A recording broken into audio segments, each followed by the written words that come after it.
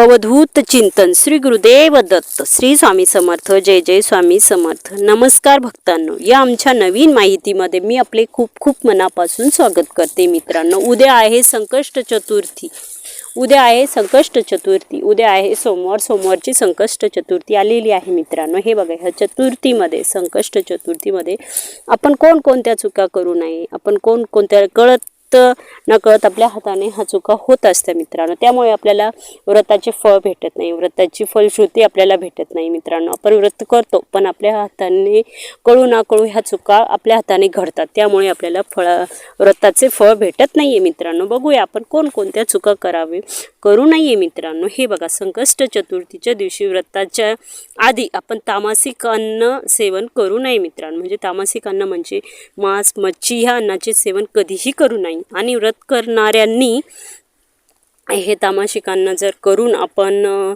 सेवन करून जर व्रत केले तर आपल्याला काही व्रताचे फळ भेटणार नाही, आपल्या काहीही मनातली इच्छा पूर्ण होणार नाही मित्रांनो।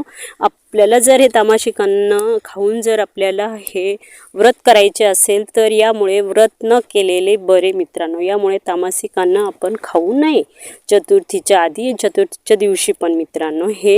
ही चूक आपण कधीही करायला नको मित्रांनो। आणि हे बघा, आपण व्रत करणाऱ्या महिला ज्या आहेत या चतुर्थीचे व्रत काळे कपडे परिधान करून कधीही व्रताची पूजा करू नये मित्रांनो। हे बघा, आपण जर असे केले तर आपल्या त्या व्रताचे नकारात्मक परिणाम आपल्यावरती पडू शकतात। काळे कपडे घालून जर आपण त्या व्रताची पूजा जर केली तर नकारात्मक प्रभाव आपल्या घरामध्ये पडू शकतो। त्या व्रताचे म्हणजे नकारात्मक विचार, नकारात्मक प्रभाव पडू शकतो, म्हणजे आपल्या घरामध्ये काहीतरी विपरीत घडू शकते मित्रांनो। यामुळे आपण काळे कपडे परिधान करून कधीही या व्रताचे पूजा करू नये मित्रांनो। हे बघा, आणि यानंतरचे जे आहे हे बघा, आपल्याला गणेशजीचे हे जे आहे उंदीर वाहन आहे मित्रांनो। आपल्याला माहिती आहे गणपती बाप्पांचे वाहन जे आहे उंदीर आहे।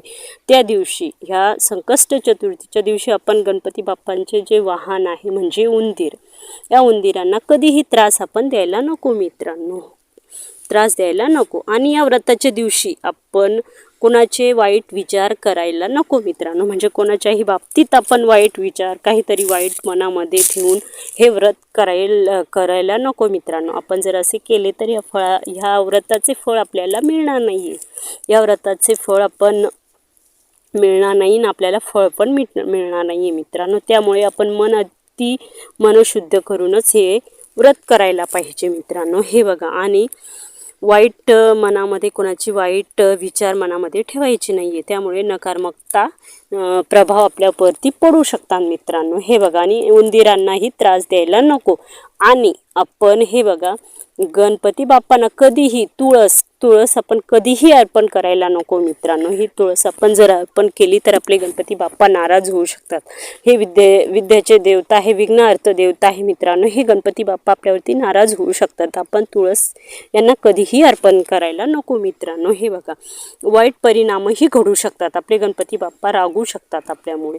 कोणालाही मोठे माणसं जे आहेत त्यांना आपण ह्या दिवशी कधीही शिवीगाळ करायला नको। आपल्या पेक्षा जे मोठे वृद्ध जे आहेत त्यांना, वृद्ध आपल्या घरामध्ये माणसं, आई वडील किंवा मोठे जे आहे आपल्यापेक्षा, त्यांना आपण कधीही घरामध्ये शिवीगाळ करायला नको मित्रांनो। या व्रताचे नियम असे आहेत मित्रांनो। आणि आपण चंद्राला अर्घ्य देताना त्या पाण्यामध्ये संध्याकाळी म्हणजे आपण जेव्हा चंद्राला अर्घ्य देऊ मित्रांनो, तेव्हा आपण जे उपवास करू तेव्हा आपण उपवास सोडू, तेव्हा चंद्राला अर्घ्य देऊ। त्या चंद्रामध्ये पाण्यात अर्घ्य देणार आहे, त्या पाण्यामध्ये अक्षदा आणि कुंकू हे मिसळूनच आपण चंद्राला अर्घ्य द्यायला पाहिजे। आणि आपण चंद्राला तेव्हा अर्घ्य देऊ मित्रांनो, ते पाणी आपल्या पायावरती यायला नको मित्रांनो। हे इथे लक्षात ठेवायला पाहिजे की पाण्याचे जे थेंब आहे, जे चितुडे आपल्या पायावरती यायला नको मित्रांनो, चंद्राला आपण अर्घ्य देताना इथे हे लक्षात ठेवायला पाहिजे मित्रांनो। हे बघा, नाहीतर याचे उलट परिणाम होऊ शकतात, आपल्याला उलट भोगावा लागू शकतो मित्रांनो। हे बघा, आणि आपण सहसा हे व्रत करताना आपण गोडधोडच खायला पाहिजे मित्रांनो, गोड फळे खायला पाहिजे, नाही तर मग गोडधोड खाऊनच हे व्रत करायला पाहिजे मित्रांनो, ज्यांना जमेल त्यांना मित्रांनो। नाहीतर काही लोक साबुदाण्याची खिचडी सुद्धा खातात, पण ह्या व्रताला साबुदाण्याची खिचडी जरी खाल्ली तरी चालेल, पण त्याच्यामध्ये तिखट न टाकताना गोड टाकायचं आहे मित्रांनो आणि यावर उपवास करायचा आहे. आणि यानंतरचे जे आहे मित्रांनो काळे कपडे पण घालू नये आणि आपल्याला गणपतीला दिवसभर गणपतीचे मंत्र म्हणायचं आहे आणि मंत्र म्हणून गणपतीचा अभिषेक करायचा आहे पाणी आणि पंचाक्षर पूजा करायची आहे. पूजा करताना गणपतीला मंत्र म्हणायचा आहे. मंत्र म्हणता म्हणता दुर्गा अर्पण करायचं आहे मित्रांनो. आपली इच्छा गणपतींना बोलून दाखवायची आहे मित्रांनो. ही छोटीशी माहिती तुम्हाला कशी वाटली मला कमेंट करून नक्की कळवा आणि व्हिडिओ आवडल्यास लाईक शेअर सबस्क्राईब करायला विसरू नका मित्रांनो. आणि या चुका चतुर्थीच्या दिवशी कुणीही करायला नको मित्रांनो. भेटूया एका अशाच नवीन विषयासोबत आणि नवीन माहितीसोबत. तोपर्यंत श्री स्वामी समर्थ. जय जय स्वामी समर्थ.